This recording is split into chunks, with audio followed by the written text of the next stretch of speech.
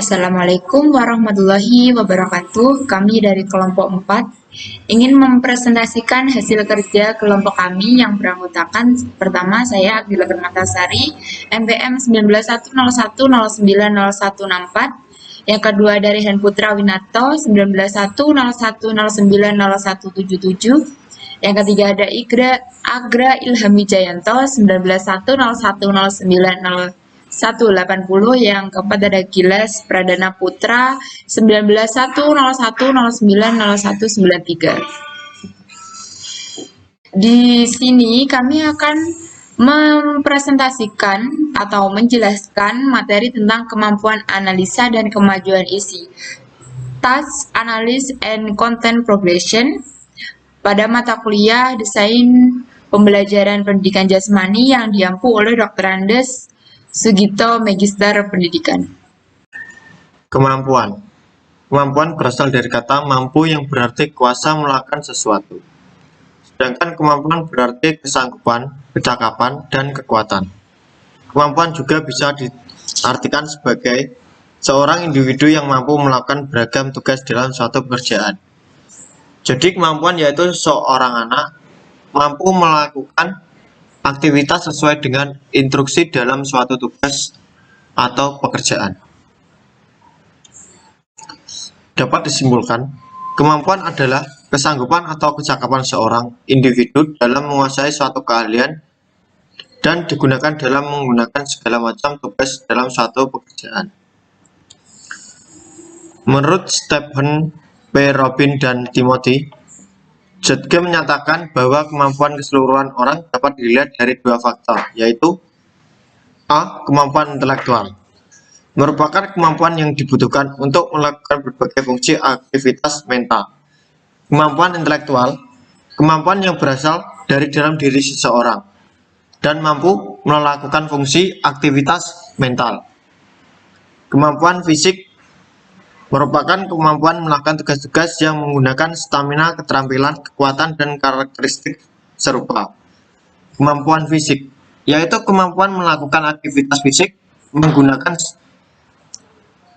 stamina, keterampilan, dan karakteristik serupa berasal dari latihan yang terbiasa. Kognitif berhubungan dengan atau melibatkan kognisi, sedangkan kognisi merupakan kegiatan atau proses memperoleh pengetahuan atau usaha yang mengenali suatu kemampuan melalui pengalaman sendiri. Jadi untuk di sini menurut PPT di sini kognitif itu adalah kemampuan kita atau kemampuan kita yang meneliti melalui pengalaman sendiri. Terus kemampuan kognitif adalah penampilan yang dapat diamati dari aktivitas mental untuk mempengaruhi pengetahuan melalui pengalaman sendiri. Benjamin S. Bloom dan kawan-kawan berpendapat bahwa tujuan kognitif sebagai berikut. A. Pengetahuan adalah kemampuan seseorang siswa untuk mengingat kembali atau mengenali kembali tentang nama, istilah, ide, gejala, atau rumus-rumus. B. Pemahaman adalah kemampuan seseorang untuk mengerti atau memahami sesuatu setelah sesuatu itu diketahui dan diingat. C. Penerapan adalah kesanggupan seseorang untuk menerapkan atau menggunakan ide-ide umum, tata cara, dan sebagainya.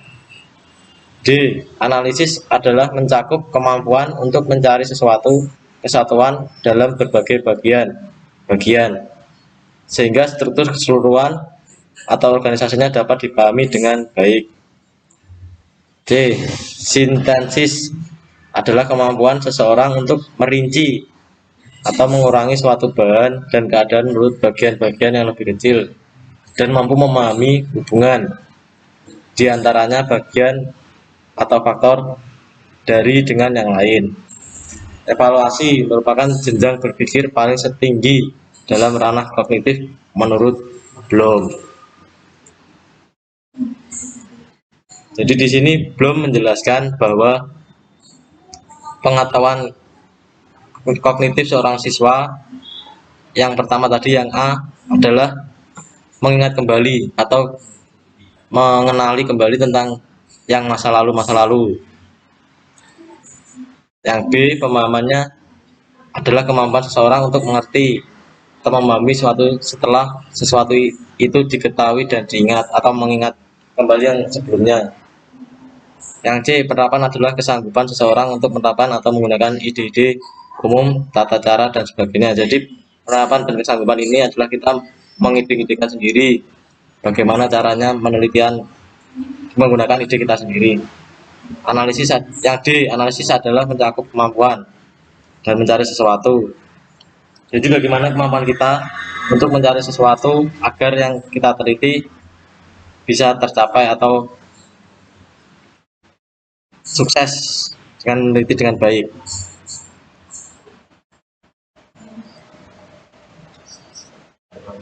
Keterampilan motorik, yaitu kemampuan motorik berkaitan dengan serangkaian dengan gerak-gerak jasmani dalam tubuh. W.S. Winkel menerapkan, biarpun belajar keterampilan motorik menggunakan gerak-gerakan seluruh otot, urat-urat dan persendian dalam tubuh, namun diperlukan juga pengamatan melalui alat-alat indera dan pengolahan secara pengetahuan yang melibatkan pengetahuan dan pemahaman oleh seorang. Klasifikasi psikomotorik menjadi 7 bagian. Klasifikasi gerak tubuh menjadi 7 bagian. Yang pertama, persepsi, mencakup kemampuan untuk membedakan yang tepat antara dua perangsang atau lebih berdasar perbedaan antara sesuatu yang khas dari masing-masing perangsang. Persepsi itu yaitu kemampuan seseorang untuk membedakan atau dari diri sendiri atau feeling seseorang dalam melakukan sebuah gerak sesuai dengan rangsang. Yang kedua, kesiapan, kemampuan menempatkan diri dalam suatu keadaan dalam melalui sebuah gerak. Sebelum melakukan gerak, kita memiliki kesiapan, atau dalam konteks ini tubuh kita memiliki sikap siap untuk melakukan sebuah gerak. Ketiga, gerakan terbimbing, kemampuan melakukan sebuah gerakan sesuai arahan atau instruksi yang diberikan oleh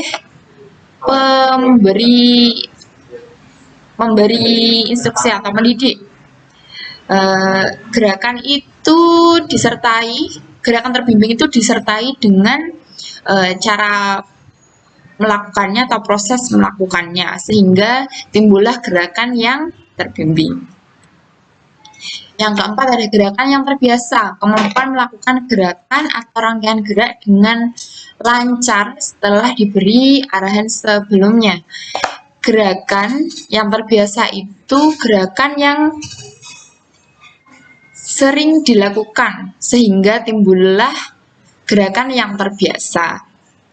Gerakan yang kompleks, kemampuan melaksanakan suatu keterampilan gerak dengan berbagai komponen. Gerakan yang bersifat kompleks, bersifat menyeluruh. Gerakan yang dilaksanakan sesuai dengan keterampilan gerak dari seseorang melalui berbagai komponen yang kompleks.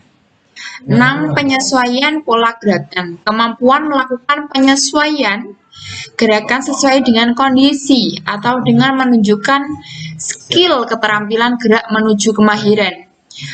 Penyesuaian pola gerakan ini kita sebagai pelaku, misal melakukan gerak dengan pola yang dapat disesuaikan dengan situasi dan kondisi. Yang ketujuh adalah kreativitas, kemampuan melakukan sebuah pola gerak baru sesuai dengan inisiatif diri sendiri.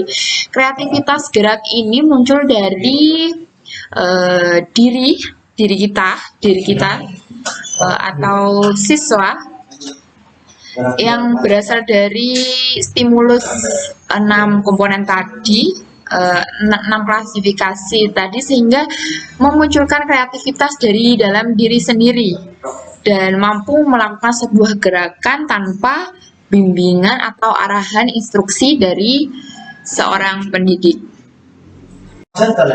Belajar berhubungan dengan perubahan tingkah laku seseorang terhadap sesuatu situasi tertentu. Belajar terjadi apabila sesuatu terjadi di stimulus atau rangsangan bersama ingatan, mempengaruhi seseorang sehingga kemampuan berubah dari waktu sebelum mengalami situasi belajar menuju waktu situasi belajar sesudah terjadi. Ada 3 gaya materi belajar yang diterima selama proses pembelajaran, yaitu gaya belajar visual. Gaya belajar ini mengutamakan kekuatan penglihatan. Pembelajaran ini lebih disukai dengan gaya belajar dipertunjukkan dengan film-film dan video. Jadi gaya belajar ini cocok untuk mereka orang-orang yang lebih gampang menerima suatu pelajaran di dalam belajar melihat bentuk video, film, atau sebagainya. Dan yang kedua, gaya belajar auditory. Gaya pembelajaran ini mengutamakan kekuatan pendengaran. Gaya belajar ini lebih disukai oleh orang-orang yang suka mendengar seperti radio atau kaset. Bentuk gaya belajar auditory ini sangat bisa diterima dan bisa dimengerti dengan orang-orang mereka yang bisa belajar dengan menggunakan indera pendengaran mereka yang sangat tajam. Dan yang terakhir, gaya belajar kinestetik. Gaya belajar kinestetik ini lebih mengutamakan keterlibatan aktivitas fisik secara langsung. Belajar menggunakan gaya belajar kinestetik ini lebih disukai orang-orang dengan bermain peran atau kunjungan wisata. Demikian presentasi dari kelompok kami. Bila ada kurang lebihnya, kami mohon maaf. Semoga bermanfaat. Billahi taufiq wal hidayah. Wassalamualaikum warahmatullahi wabarakatuh.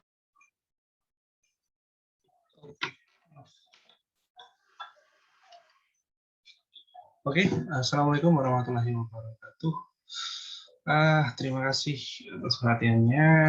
Berikut saya akan melanjutkan materi yang kemarin.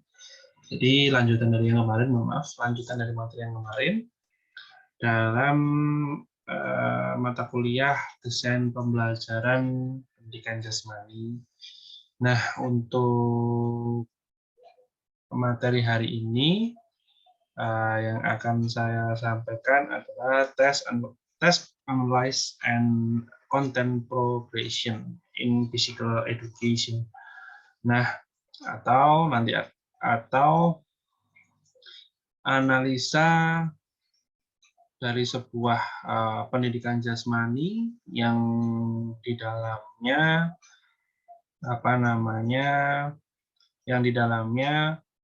terdapat isi yang harus diberikan dalam pendidikan jasmani.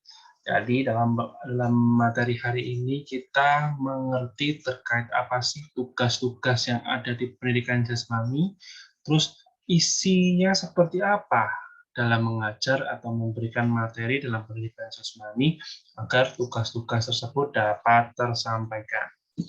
Nah, tadi teman-teman sudah melihat materi yang sudah disampaikan oleh teman-teman sekalian. Yang saya terima ini tadi dari materi kelas D. Ya. Dari kelas D tadi sudah sangat baik dalam menyampaikan materinya. Ya, ada video kelima ya, ada kelompok 5 ya, atau kelompok berapa tadi. Ini sudah bagus memberikan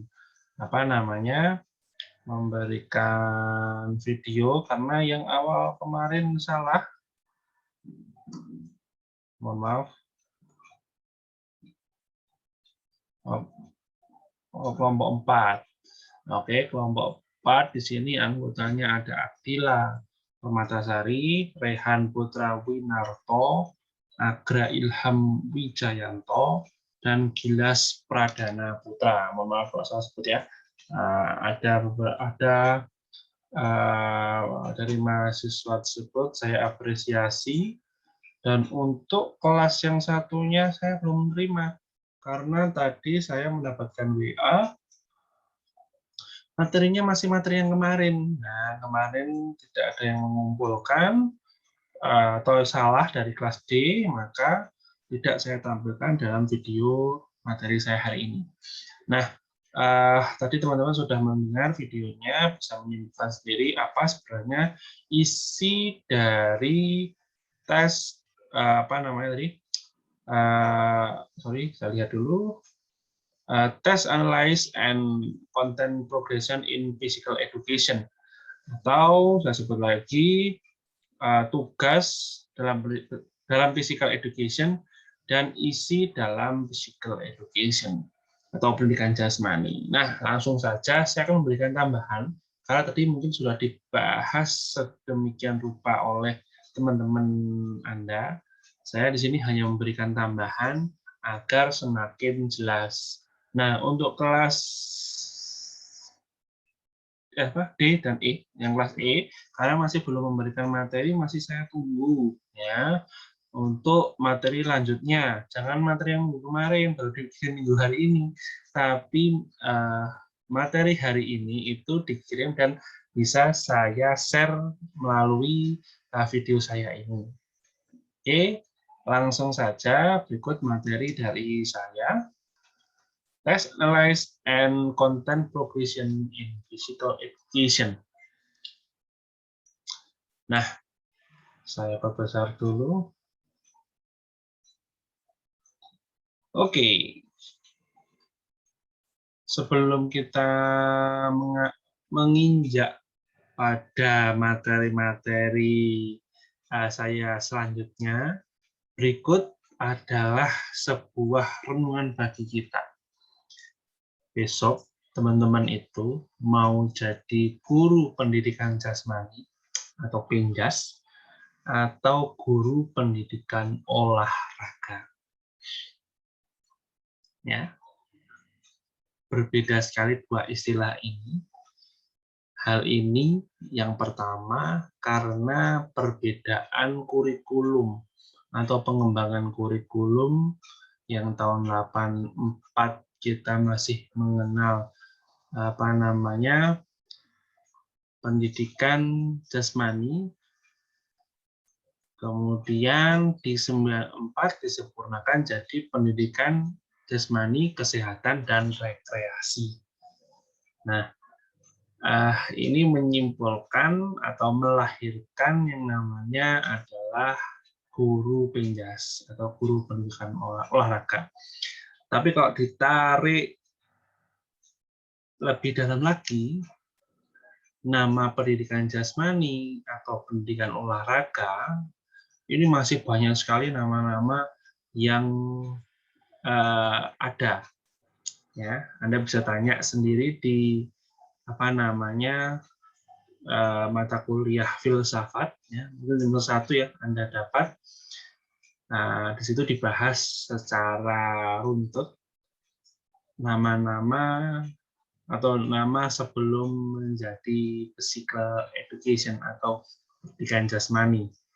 Ya, tadi saya sudah menyebutkan karena adanya penyempurnaan kurikulum dari pendidikan jasmani, kemudian berubah menjadi pendidikan jasmani, rekreasi, kesehatan dan rekreasi. Nah, atau bisa saya bocorkan sedikit bahwa dulu itu pendidikan jasmani disebutnya juga disebut juga dengan dance, jadi materi dance.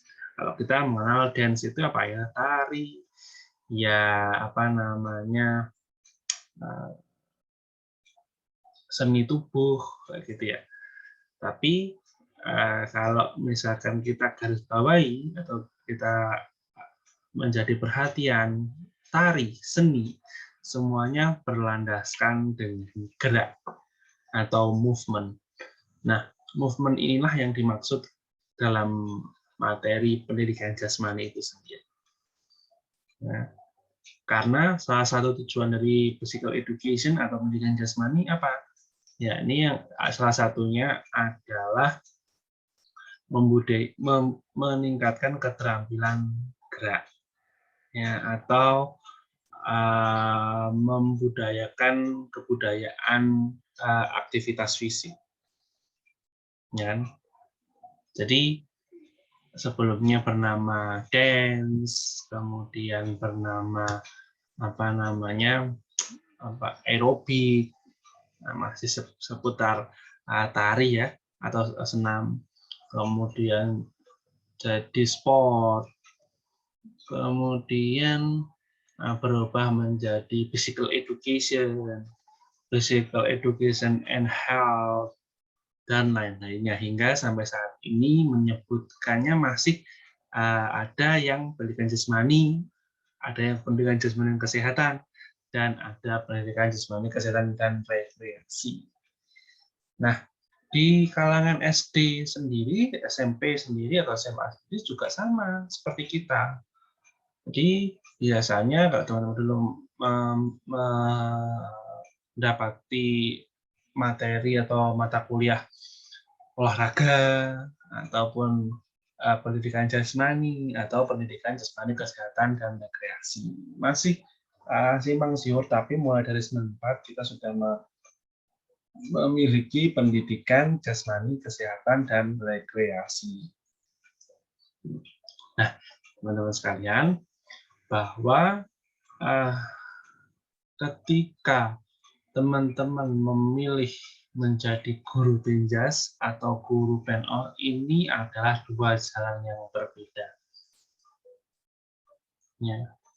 Kalau teman-teman ruang lingkupnya di sekolah, ya, kalau teman-teman ruang kerjanya itu di sekolah, ini yang paling tepat adalah pendidikan jasmani. Tapi kalau misalkan ranah teman-teman sekalian di lapangan, atau mungkin di suatu kecaburan, itu masuknya adalah pendidikan olahraga.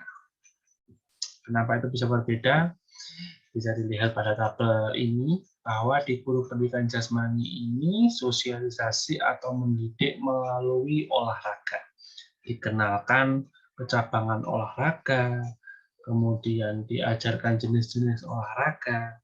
Di guru olahraga, sosialisasi atau mendidiknya ke dalam olahraga tertentu, kecaburan. Nggak mungkin ketika nanti teman-teman masuk ke dalam olahraga bola voli, Anda diajarkan bola tangan, Anda diajarkan sepak bola, nggak mungkin. Atau di sepak bola, Anda diajarkan pencak silat. Makanya kemarin ada suatu event yang mainnya ada pencak silatnya, ya, ada gerakan memukul, ya, ada gerakan memukul, menendang lawannya, ya, bukan bolanya, di event atau di kejuaraan futsal ataupun sepak bola. Nah, kemarin ada tuh di event yang ramai, di video kita bisa lihat ada main enak-enak, kemudian ditendang, gak nendang bolanya tapi menendang orangnya. Nah, ini seperti apa olahraga tersebut, ya. Jadi di olahraga itu orientasinya adalah kecabangan. Olahraga bola voli ya wis sampai kon nanti pensiun, sampai kon nanti wis gak latihan maneh, itu nanti materinya ya voli aja. Kemudian yang kedua, menekankan perkembangan kepribadian menyeluruh. Jadi di perkembangan kepribadian ini, jadi kita mengkuliti habis, jadi mendetail sekali pembelajarannya dalam suatu olahraga. Kalau olahraga menggunakan penguasaan keterampilan berolahraga. Jadi siswa didiknya sudah terampil, kemudian diolah lagi. Tapi di guru Pinjas semuanya masih belum terampil. 5 anak dalam satu kelas, ya, entah itu SD, mungkin kalau SD, SMP ya, SMP, SMA. Misalkan di dalam satu kelas 5 orang itu bisa sepak bola, ya, kemudian ada berapa anak lain yang dalam satu kelas itu tidak bisa bermain sepak bola, ya. Bukan berarti anak itu melambai, tidak, tapi dia memang tidak bisa melakukan olahraga sepak bola. Ya, jadi perlu didampingi dalam pembelajaran sepak bola. Tapi kalau di dunia guru olahraga kita sudah ada nih orang-orang atau pemain-pemain yang sudah memiliki keterampilan sepak bola, katakanlah seperti itu. Kita tidak perlu memberikan, ayo menendang dengan kaki kanan, menendang dengan teknik kaki bola, teknik kaki dalam, teknik kaki punggung kaki, nggak perlu di guru olahraga. Tapi di guru penjas itu semua berlaku. Bagaimana kita menendang menggunakan punggung kaki, hasilnya akan seperti apa, tekniknya seperti ini. Nah, itu secara runtun sekali, itu secara mendetail. Tapi di yang ketiga ini menekankan penguasaan keterampilan dasar. Nah, seperti yang sudah saya bilang tadi, ketika bermain sepak bola, perbedaan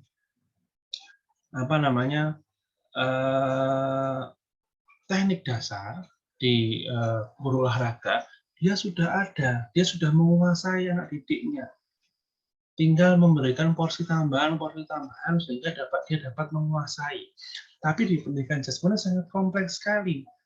Bagaimana kamu mengajarkan kaki dalam sehingga terbentuklah nanti suatu penguasaan yang baik. Atau dulu zaman saya softball atau bermain kasti, ya, materi awalnya cukup simpel. Jadi bagaimana bola itu dari bawah dilemparkan ke depan. Bola dari tanah nih, kemudian diambil, kemudian dilempar dengan teknik-teknik yang sesuai dengan kasti atau softball. Ya, bagaimana menggunakan kaki tangan kanan, tangan kiri, itu pada guru pendidikan jasmani. Tapi kalau guru olahraga mau olahraga pakai kasti, semuanya sudah bisa menguasai kasti, tinggal ngambil bola, silakan mempraktekkan teknik dasar melempar. Nah, itu di guru olahraga, tapi di guru pendidikan jasmani tidak bisa dilakukan. Karena apa? Ada beberapa persen siswa tersebut belum menguasai teknik dasar. Ya. Makanya kalau di materi content of physical education kemarin, bahwa dalam memberikan materi itu harus berdasarkan kemampuan anak-anak. Pada materi SD jangan diberikan di materi SMA. Jenjang pada sekolah itu merupakan kelanjutan. Nah, nanti juga akan saya berikan informasi lagi. Jadi ketika memberikan materi antara SMP SMA ini harus berjenjang. Jangan nyohiki bola wes mainkan, itu tidak boleh. Nah, nanti akan saya ceritakan lagi materi itu. Jadi yang menjadi dasar di sini adalah perbedaan antara guru dan pendidikan jasmani ini sangat berbeda konteksnya. Sangat mendetail ini ada pada guru pendidikan jasmani dan guru olahraga. Jadi ketika teman-teman menjadi guru di depan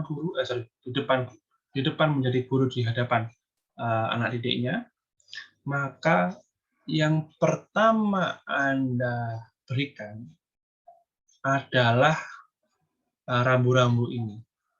Rambu-rambu slide saya awal ini. Kamu pengen cari guru penjas atau guru penor? Pendidikan olahraga. Kalau kamu guru penjas, kamu dalam memberikan materi itu harus runtut, harus detail. Berbeda dengan guru pendidikan olahraga yang ketika memberikan materi ini semuanya sudah bisa menguasai, tinggal memberikan penekanan penguasaan keterampilan tersebut. Next. Konsep falsafah dalam pendidikan jasmani. Nah, ini anggapan umum ya. Di kalangan guru penjas sering ada anggapan bahwa pelajaran pendidikan jasmani dapat dilaksanakan seadanya, sehingga pelaksanaannya cukup dengan cara menyuruh anak pergi ke lapangan, menyediakan bola sepak untuk laki-laki dan bola voli untuk perempuan. Guru tinggal mengawasi di pinggir lapangan. Nah, ini merupakan yang orang tahu. Guru olahraga itu yang bilang adalah guru bondo sempritan, ya, guru bondo sempritan. Ada yang bilang seperti itu. Guru gak mikir, guru gak apa, semua yang mikir. Bayangkan Anda anatomi, dulu pernah mengikuti pembelajaran anatomi. Anda perlu mikir untuk menghafalkan nama-nama tulang yang ada pada manusia. Kemudian biomekanika, Anda diharuskan untuk bagaimana menerapkan gerak yang sesuai dengan keilmuan. Kemudian besok ada digital literasi, bagaimana Anda itu tidak hanya cukup mengajar, tidak hanya memberikan pendidikan, tapi Anda itu harus mempunyai ide kreatif untuk membuat pengajaran itu lebih enak, lebih mudah, dan melek terkait teknologi. Ya, materi itu tidak hanya disajikan di papan tulis, tapi juga di media elektronik. Ya. Dalam pembelajaran olahraga itu tidak hanya diajarkan melalui secara langsung atau tatap muka, tapi olahraga itu bisa diajarkan secara daring seperti ini. Nah, bisa dipantau melalui smartphone. Nah, anggapan yang ada di sini, yang ada di PowerPoint saya ini anggapan lalu. Ya, anggapan sekarang itu berbeda dari ini. Harusnya seperti itu. Teman-teman sekalian harus menjadi gerbang, harus menjadi perubah sejarah untuk statement seperti ini. Ceritakan pada ayah ibu Anda, ceritakan pada keluarga Anda atau saudara-saudara Anda bahwa jadi guru olahraga itu tidak hanya modal sempritan. Ya. Dulu zaman saya SD, zaman saya SMP dan SMA sekitar tahun 2000 hingga 2010 atau 2009, ya, 2009 memang ada seperti itu. Tapi ada juga loh guru yang niat banget, ya, ada niat banget olahraga kita bawa di tanah lapangan, ya, kita diajari teknik dasar, ya, dalam setiap cabang olahraga. Tadi sudah disebutkan bahwa saya diajarkan dulu kasti. Ya, kasti ini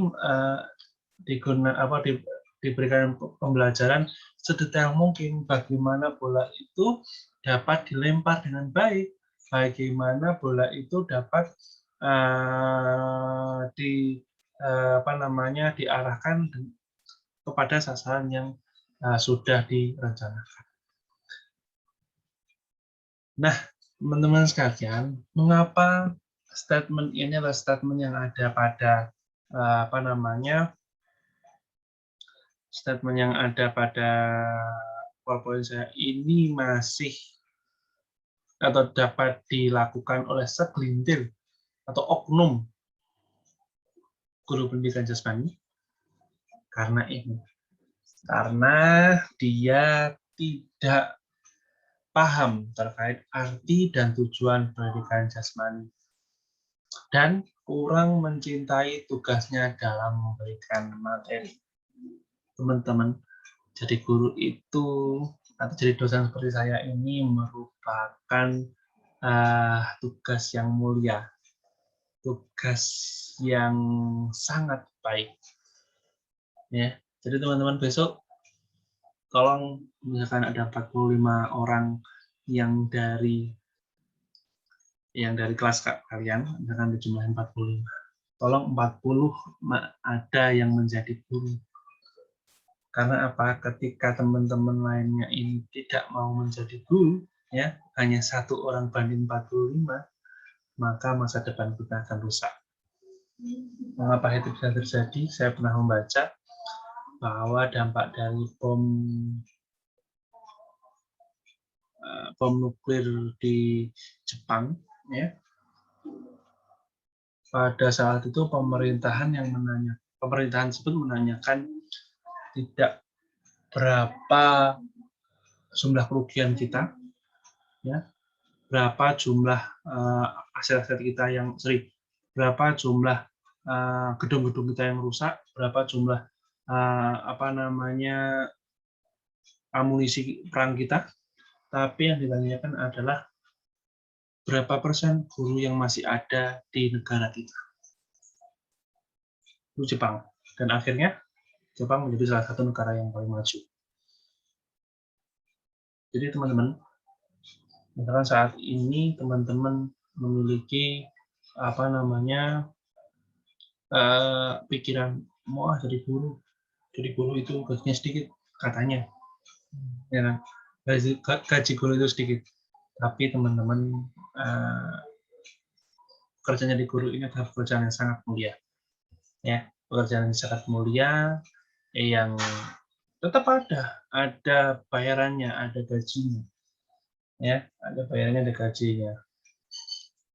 Maka ini adalah salah satu pekerjaan yang sangat baik. Ya. Oke, ada yang bilang teman-teman, oh gajinya sedikit ya, tadi sudah saya sampaikan bahwa jadi guru itu masih ada peluang untuk mendapatkan gaji yang besar.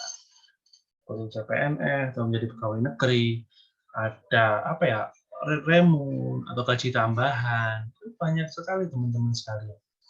Maka mari saya sebagai seorang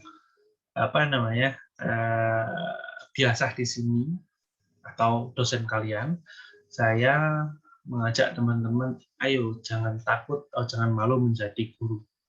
Jika teman-teman dalam satu kelas berjumlah 45 orang, tolong 40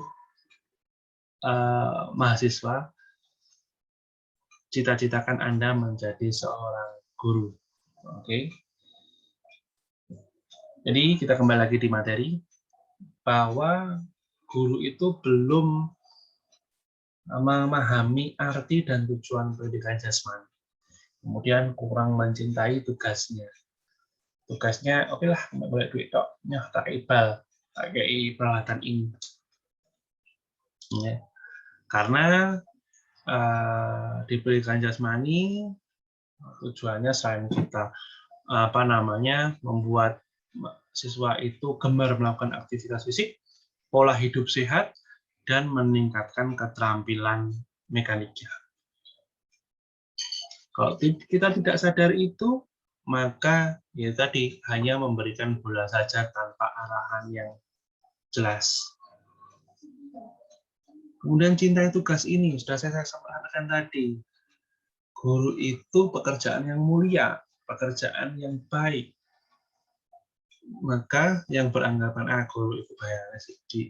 Nah, ini mungkin salah satu nih, kurang mencintai tugasnya karena bayarnya sedikit. Tapi tidak memikirkan bahwa guru itu adalah pekerjaan yang sangat mulia. Nah, jadi ada beberapa faktor yang menjadikan statement yang ada saat ini atau guru itu bondo sempritan ini dilatar belakangi dari beberapa faktor ini. Oke, next.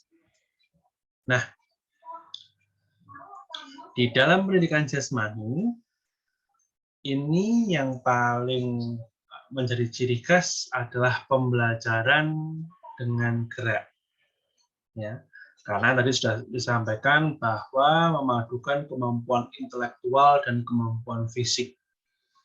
Di dalam kemampuan intelektual dan kemampuan fisik inilah di pendidikan jasmani itu diterapkan atau dalam kemarin sudah saya sampaikan di konsep pembelajaran pendidikan jasmani itu dititipkan atau mungkin diberikan kognitif, psikomotorik, dan afektif menurut teori S. Bloom.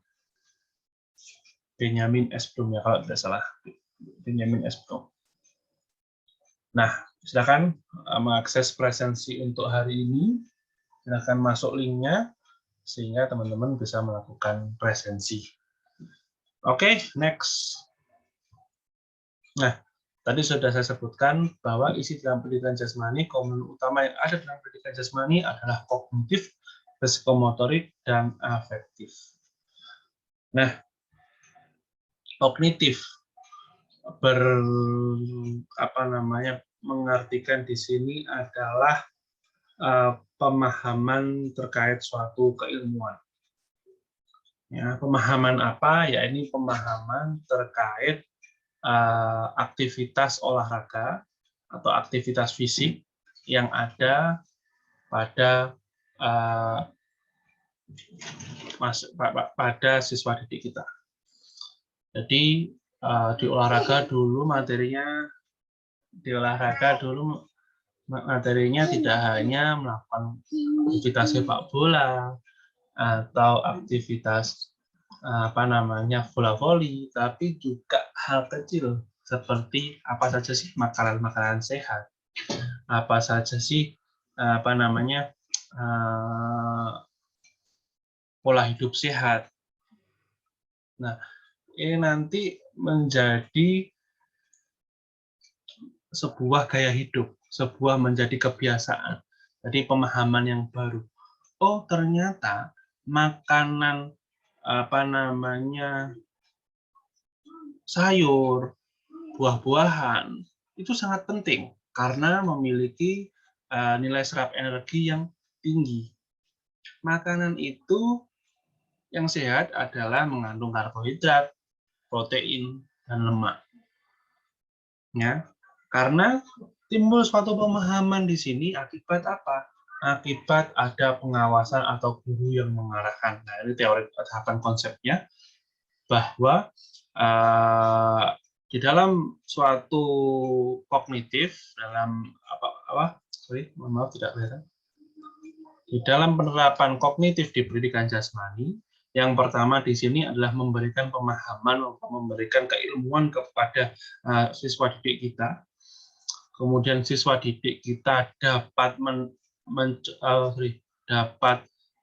melakukan dengan bimbingan kita dan menjadikan otomatisasi atau menjadikan apa ilmu atau kebiasaan baru yang kita berikan ini menjadi sebuah rutinity atau kebiasaan. Ya, kita ajarkan jangan merokok, katakanlah seperti itu ya. Jangan merokok.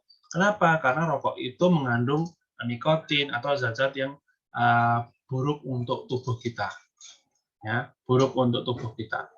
Nah, kemudian ketika ketika kita sudah mengetahui, oh ternyata rokok itu mengandung seperti ini, seperti itu, maka selanjutnya kita mengetahui, oh ada rokok, ya, ini kita konsumsi, yang maksudnya kita rokok atau tidak kita rokok. Karena kita sudah mempelajari di bangku SMA ataupun SMP, okelah rokok tidak baik untuk kesehatan, maka tidak akan kita konsumsi. Atau yang cewek, bagaimana sih kesehatan, menjaga kesehatan badan kita? Ya, terkait misalkan kewanitaan. Oh, tidak baik loh ternyata memakai, pembalut yang sudah kotor, katakanlah seperti itu, dipakai berulang-ulang itu ternyata tidak baik. Maka ketika merasa tidak nyaman terkait misalkan memakai pembalut, itu harus segera diganti. Atau pola hidup terkait jajanan atau mungkin makanan sehari-hari. Wow, senangannya makan pentol nih. Waduh, makan pentol. Dari siapa nih? Dari Pak Bayo, dari siapa? Nah, beli pentol. Misalkan pentol itu, atau bakso ya. Bakso itu kandungannya apa saja sih? Oh, ternyata ada pati, ada tepung, dan ada daging cacah ya, daging cincang kayak gitu. Daging cincang. Oh, daging itu adalah kita bisa masukkan di lemak juga bisa. Ternyata di bakso itu penting juga bagi tubuh kita. Tapi lihat bahan-bahannya, misalkan sausnya gimana? Saus itu merupakan produk dari tomat ya, produk dari tomat. Kalau misalkan saat ini kan banyak sekali saus-saus yang buatan. Buatan maksud saya di sini adalah bahan-bahannya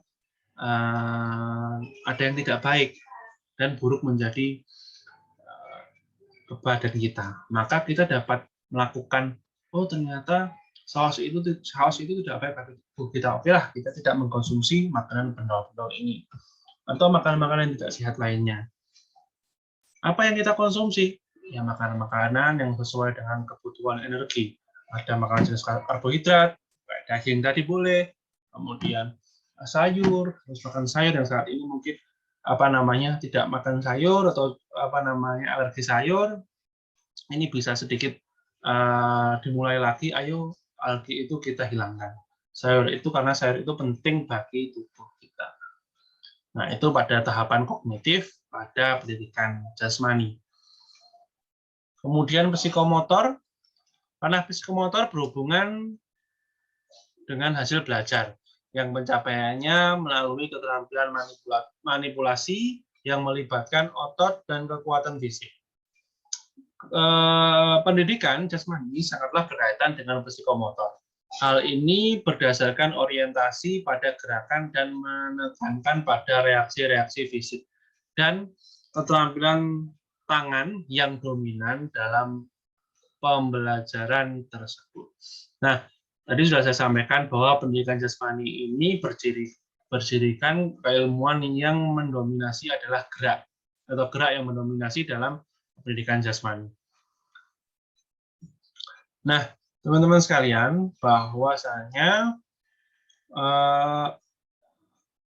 di physical education atau di pendidikan jasmani,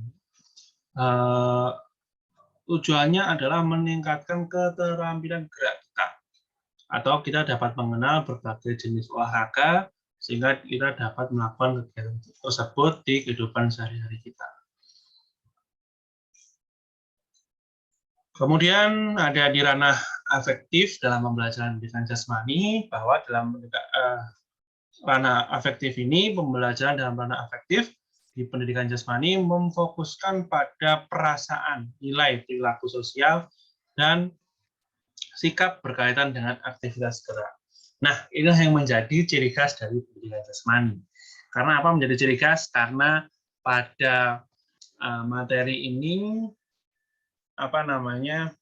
atau pada materi pendidikan jasmani merupakan mata pelajaran yang menyisipkan afektif yang lebih besar. Di agama juga ada, tapi yang paling mendominasi adalah mata pelajaran pendidikan jasmani. Ada nggak mata kuliah yang mengajarkan sikap saling menghormati?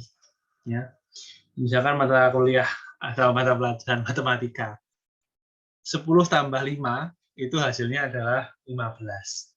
Jadi ketika kita menjumlahkan, iki sing dhisik 10 apa 5 ketika menghitung katakan 10 atau 5. Oh, karena 10 itu yang paling besar. Jadi yang paling besar itu paling tua. Jadi harus kita hormati. Kita harus menghitung 10 dulu baru kita menghitung 5. Tidak ada di matematika seperti itu. 10 tambah 5 ya 15. Mana yang didahulukan? Oh, 5 kemudian ditambah 10 jadi 15. Tidak seperti itu. Ketika kita di pendidikan jasmani, oh ternyata di pendidikan jasmani itu sikap saling menghormati bisa kita lakukan pada guru. Misalkan diajarkan bahwa di dalam pendidikan jasmani itu kita harus taat, harus menghormati kepada orang yang lebih tua, atau maksud di sini adalah orang guru. Kamu disuruh melakukan materi sepak bola, kamu disuruh masuk tim ini, kamu disuruh masuk tim ini, atau dibagi menjadi tim, silakan masuk di situ. Kalian melakukan atau kalian menuruti perkataan. Kemudian sikap sportif, ya. Sikap sportif, sikap fair play, atau dalam hari ini adalah sikap yang jujur. Di olahraga, kita tidak diperkenankan untuk melakukan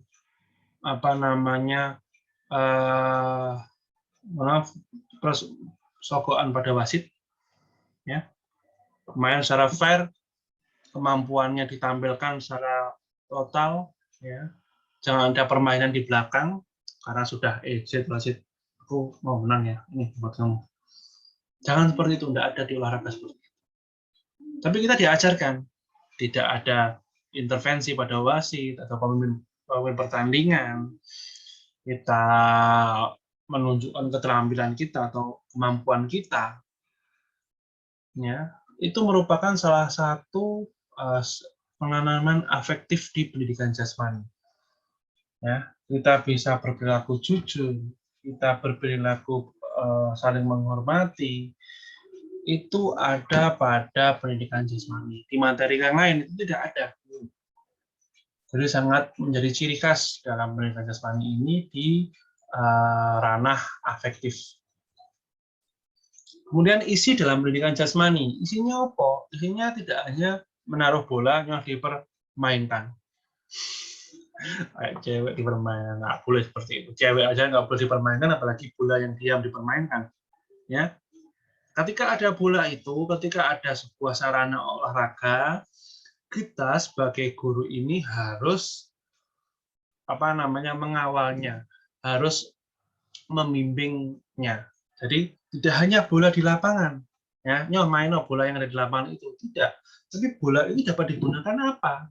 Jangan sampai ini yang menjadi kesalahan fatal, bola voli dibuat main sepak bola, itu nggak cocok, ya, karena berbeda bentuk atau berbeda beratnya. Bentuknya bodoh bola, tapi beratnya berbeda. Karena apa? Hal ini terjadi karena itu tadi faktor tadi. Tapi ada yang menyebutkan bahwa hal itu bisa terjadi karena tidak ada yang mendampingi, hanya memberikan saja. Karena di dalam pendidikan jasmani ini yang menjadi tujuan utamanya adalah peningkatan keterampilan gerak atau keterampilan motorik pada manusia. Nah, karena siswa didik kita adalah manusia, maksudnya seperti itu.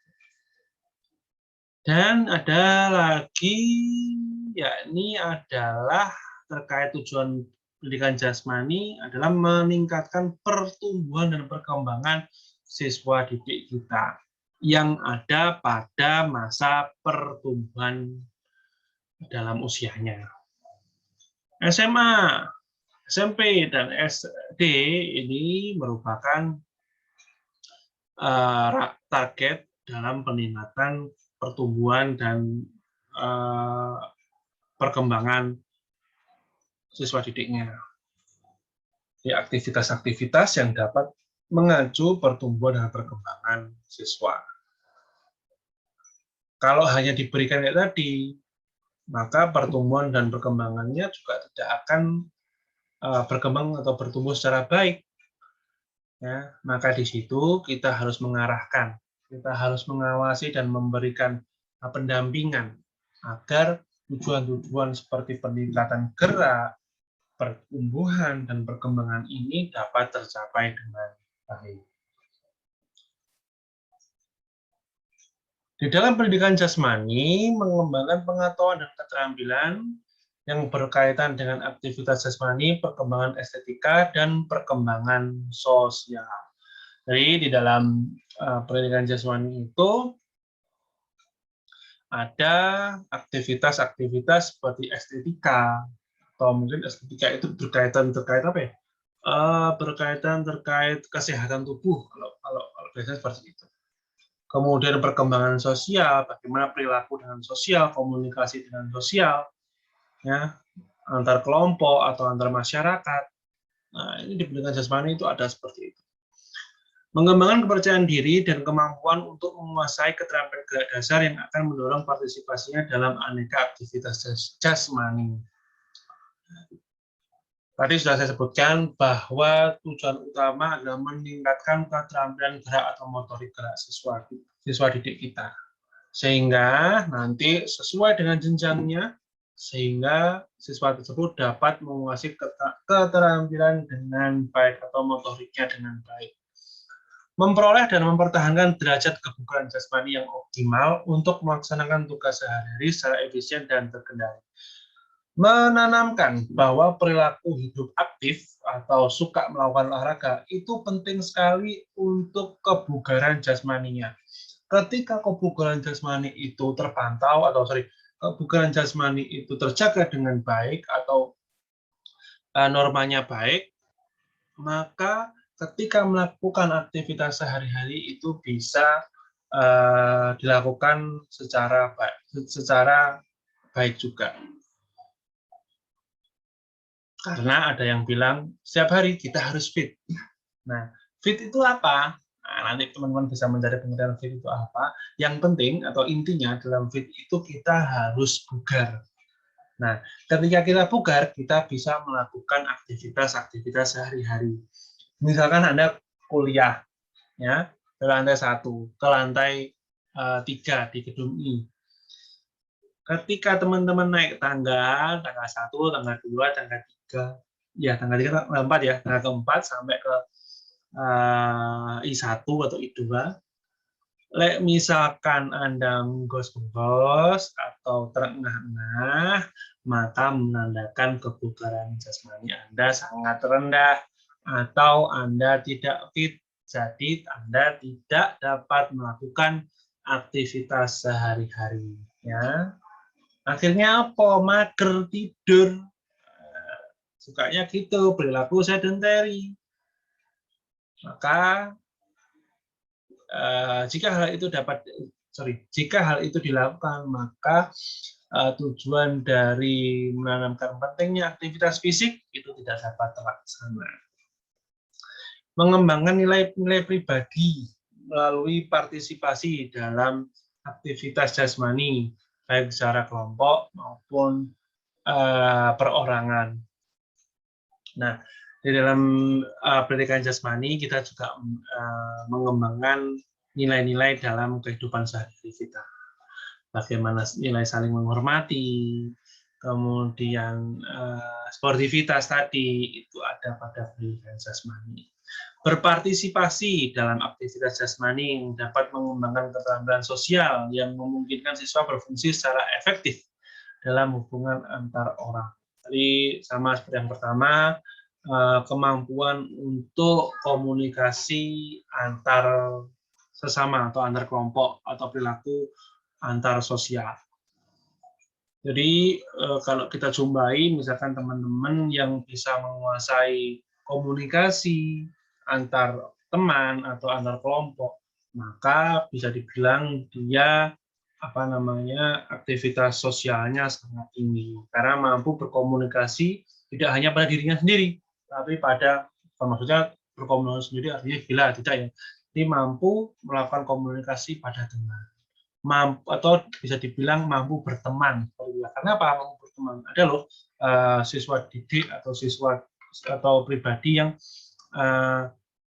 dia suka menyendiri daripada berkelompok. Karena apa? Ketidakmampuan dalam hubungan sosial. Bagaimana dalam hidup ini tidak hanya mengurus diri sendiri, tapi berkomunikasi atau berhubungan dengan orang lain juga. Kemudian menikmati kesenangan dan keriangan melalui aktivitas jasmani, termasuk permainan olahraga.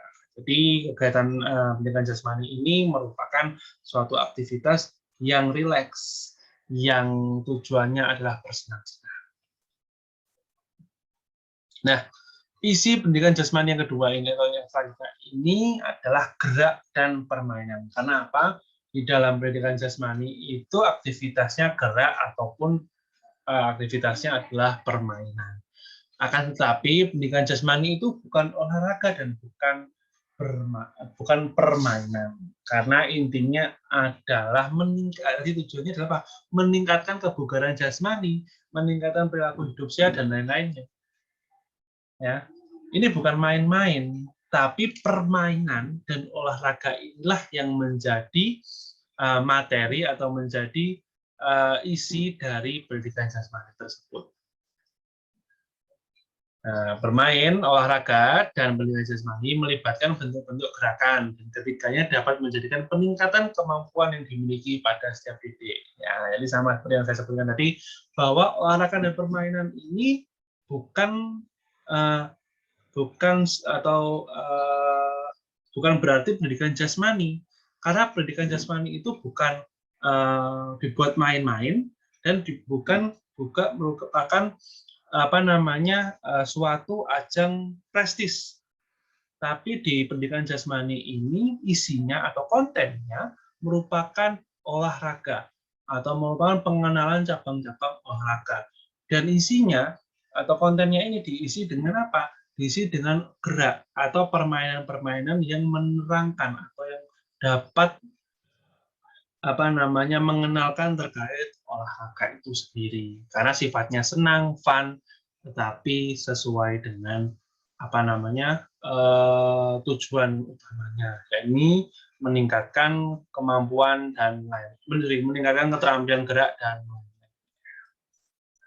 Nah, pentingnya pendidikan jasmani, yakni belajar dari keceriaan, merupakan dua hal penting dalam masa kanak-kanak. Hal ini termasuk upaya mempelajari tubuh sendiri dan berbagai kemungkinan gerakannya. Jadi dalam pendidikan jasmani itu sifatnya adalah bersenang-senang, sifatnya rileks, ya, tanpa tuntutan secara tegas.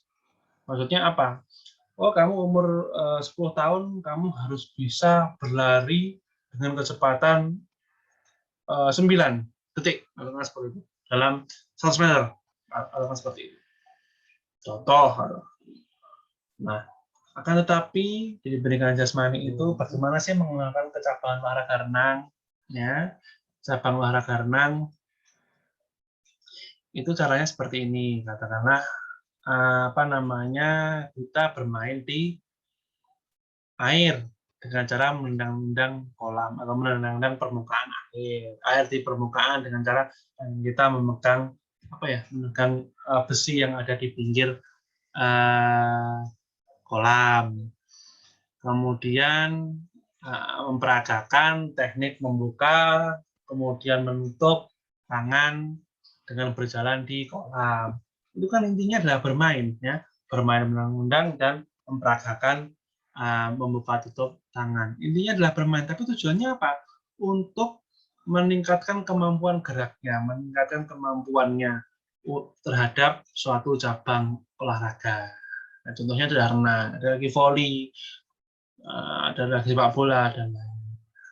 Nah, yang perlu diingat atau ingatlah bahwa kenali dulu baru cintai agar dapat terbina ketercapaian. Maksudnya apa? Ketika kamu menjadi guru olahraga atau guru pendidikan jasmani, kamu harus tahu dulu tugasmu itu apa. Kenali pekerjaanmu. Oh, jadi guru. Apa sih tujuan dari guru keilmuan saya atau guru pendidikan jasmani olahraga itu? Oh, ternyata untuk meningkatkan kebugaran jasmani, untuk ini, untuk itu, dan sebagainya. Ya, agar apa? Ketika kamu memberikan materi, tujuanmu ini dapat tercapai. Ya, jangan seperti tadi, yang penting bola, mainkan saya tak di bawah pohon. Nanti kalau sudah jam segini akan saya kabari. Nah, nggak boleh seperti itu. Maka ingat, kenali dulu baru cintai, agar dapat terbina ketercapaian dalam suatu tugas atau dalam suatu pekerjaan.